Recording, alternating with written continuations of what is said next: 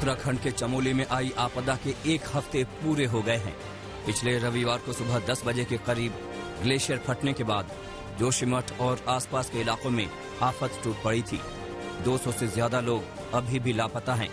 इनमें से करीब 35 लोग तपोवन पावर प्लांट के सुरंग में फंसे हैं, जिन्हें निकालने में अब तक कामयाबी नहीं मिली है। तपोवन सुरंग में फंसे लोगों को निकालने के लिए आईटीबीपी और रेस्क्यू टीमों की कोशिश लगातार जारी है। सुरंग के अंदर करीब 140 मीटर तक मलबा साफ किया जा चुका है। बचाव टीमें सुरंग में ड्रिल के जरिए दूसरा रास्ता भी बना रही हैं। सुरंग में मलबा बहुत ज्यादा होने के चलते दूसरी सुरंग बनाकर अंदर फंसे लोगों तक पहुंचने की कोशिश की जा रही है। बीते रविवार को आई आपदा के बाद चमोली के रैणी में गांव के पास एक झील बन गई। एसडीआरएफ की टीम ने झील तक पहुंचकर हालात का जायजा लिया। ग्लेशियर फटने के बाद पहाड़ों में जगह जगह पानी जमा हो गया, जिसे खतरनाक संकेत बताया जा रहा है। आपदा के बाद चमोली के 13 गांवों का संपर्क बाकी राज्य से टूट गया था। अलग थलग हो गए इन गांवों के लिए बीआरओ पुल का निर्माण कर रहा है। रैणी में बीआरओ की टीम के साथ मशीनें और सैकड़ों मजदूर दिन रात निर्माण कार्य में जुटे हैं।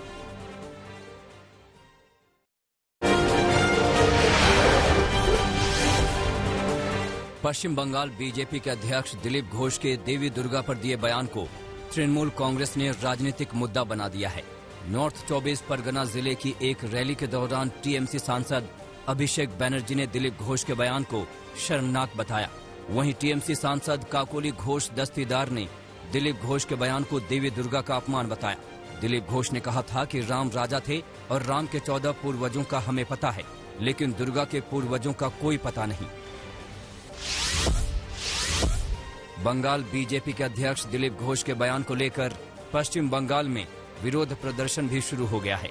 आसनसोल के कुल्टी ब्लॉक में तृणमूल कांग्रेस के कार्यकर्ताओं ने दिलीप घोष का पुतला फूंका और आरोप लगाया कि दिलीप घोष ने अपने बयान में हिंदुओं की धार्मिक भावनाओं को ठेस पहुंचाया है। कांग्रेस के पूर्व अध्यक्ष राहुल गांधी राजस्थान के अजमेर और नागौर जिले में किसानों की ट्रैक्टर रैली में शामिल हुए। अजमेर में ट्रैक्टर रैली को संबोधित करते हुए राहुल गांधी ने कृषि कानूनों को लेकर मोदी सरकार पर हमला बोला। राहुल गांधी ने कहा कि कृषि दुनिया का सबसे बड़ा व्यवसाय है।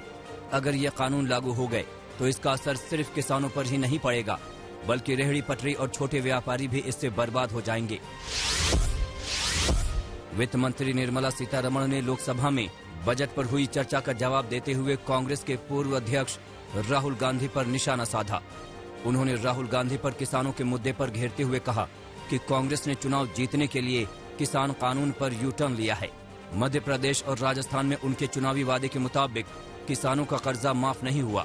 इसके साथ निर्मला सीतारमण ने राहुल के हम दो हमारे दो वाले बयान पर भी हमला बोला और कहा कि अगर राहुल गांधी दामाद की जमीन वापस करने की बात करते तो ज्यादा अच्छा होता। लोकसभा में जम्मू कश्मीर पुनर्गठन संशोधन विधेयक पास हो गया है। इस दौरान गृह मंत्री अमित शाह ने कांग्रेस पर तीखा हमला बोला। अमित शाह ने कहा कि किसके दबाव में धारा 370 को इतने दिनों तक बनाए रखा गया। इस देश में 2 निशान, 2 विधान और 2 प्रधान नहीं रहेंगे। ये हमारा 1950 से वादा था और नरेंद्र मोदी की सरकार आते ही हमने इसे पूरा कर दिया। गृह मंत्री अमित शाह ने कहा कि अनुच्छेद 370 पर 17 महीने से विपक्ष हमसे हिसाब मांग रहा है। मैं उनसे पूछना चाहता हूं कि 70 सालों तक आपने क्या किया।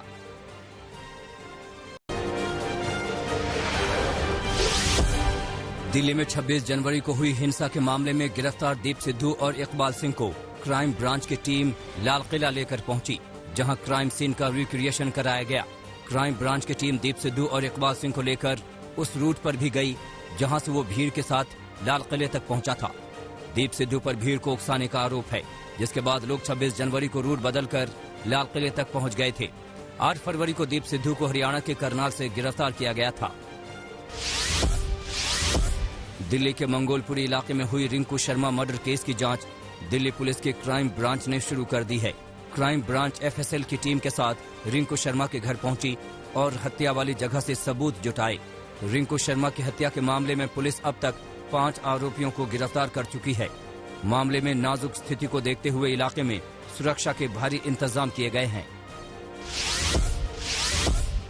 रिंकू शर्मा की हत्या के बाद राजनीतिक बयानबाजी जारी है। आम आदमी पार्टी ने हत्याकांड को लेकर बीजेपी पर निशाना साधा। आप प्रवक्ता सौरभ भारद्वाज ने कहा कि बीजेपी के राज में हिंदू सुरक्षित नहीं है।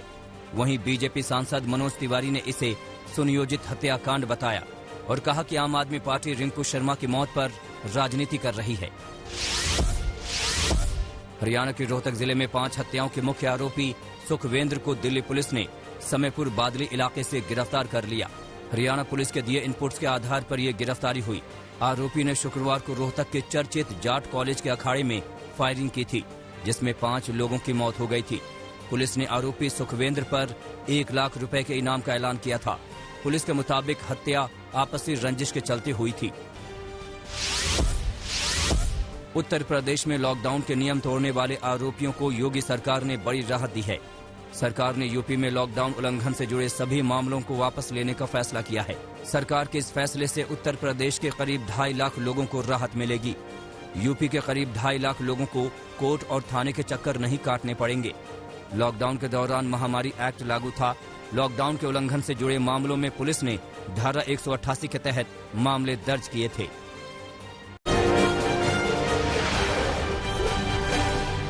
ग्रेटर नोएडा में बीते 24 जनवरी को लापता हुए बच्चे का शव पुलिस ने बरामद कर लिया है। पुलिस ने बच्चे का अपहरण कर हत्या करने वाले शख्स को भी गिरफ्तार किया है। आरोपी को यूपी के कन्नौज से गिरफ्तार किया गया। पूछताछ में पता चला कि पैसों की लालच में बच्चे का अपहरण किया गया था और पैसा न मिलने पर बच्चे की हत्या कर दी गई थी। हत्याकांड में शामिल आरोपी का एक साथी भी पुलिस के गिरफ्त में आ गया है।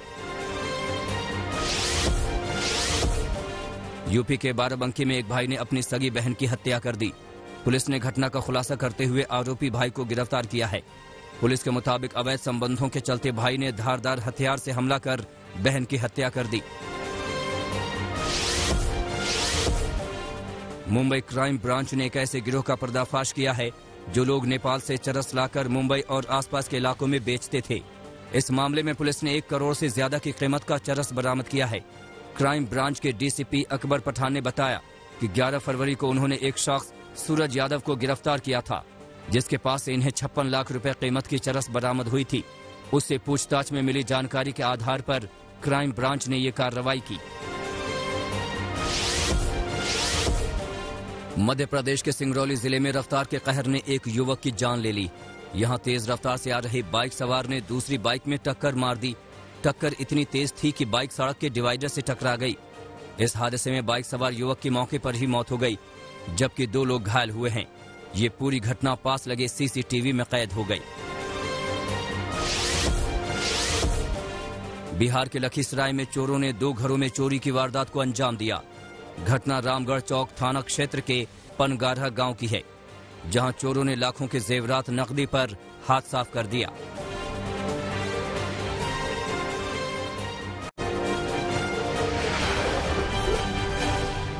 राजस्थान के करौली में बदमाशों ने बिजली विभाग के जूनियर इंजीनियर को गोली मार दी। घायल इंजीनियर को अस्पताल में भर्ती कराया गया है। पुलिस के मुताबिक इंजीनियर पर हमला बाइक सवार बदमाशों ने किया। बताया जा रहा है कि कोर्ट में इंजीनियर का तलाक का केस भी चल रहा है और कोर्ट से वापस आने के वक्त ही उस पर हमला हुआ। पुलिस ने केस दर्ज कर मामले की तफ्तीश शुरू कर दी है। यूपी के कन्नौज में हत्या के आरोपियों की गिरफ्तारी न होने से नाराज लोगों ने सड़क जाम कर प्रदर्शन किया। शुक्रवार को घनश्याम नाम के शख्स की हत्या कर दी गई थी।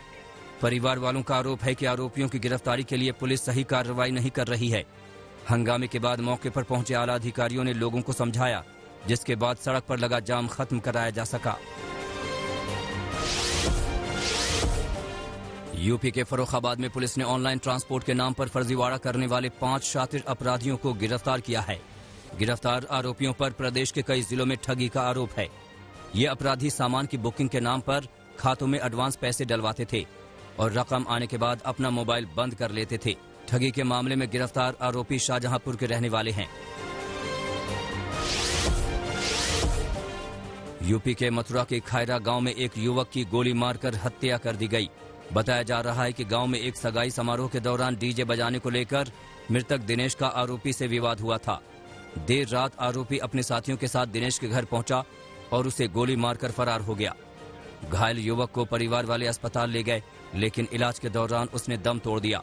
पुलिस आरोपी युवक की तलाश में छापेमारी कर रही है। यूपी के महोबा में नकली ज्वेलरी के जरिए लोगों को ठगने वाले गिरोह के 10 सदस्यों को पुलिस ने गिरफ्तार किया है। गिरफ्तार आरोपियों में 5 महिलाएं भी शामिल हैं। बताया जा रहा है कि आरोपी फर्जी आधार कार्ड के जरिए सोने चांदी के आभूषण गिरवी रखकर नकदी ले जाते थे। इन आरोपियों पर 21 लाख की ठगी का आरोप है। पुलिस ने इनके पास से 2.5 लाख रुपए नकद और 150 ग्राम सोना बरामद किया है।